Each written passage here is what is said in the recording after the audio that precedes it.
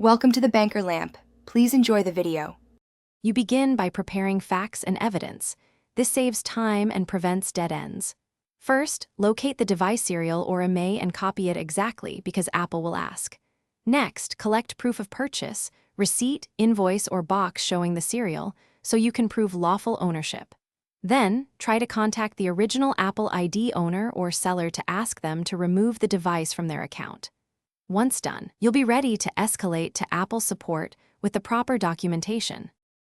Now you engage Apple support with a focused request, removal of activation lock due to verified ownership.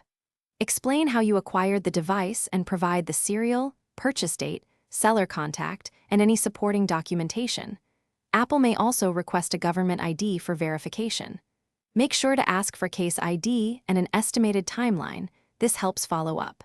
If you have an Apple store nearby, schedule an appointment. In-person verification often speeds up things and clarifies next. Finish by following Apple's prescribed removal path.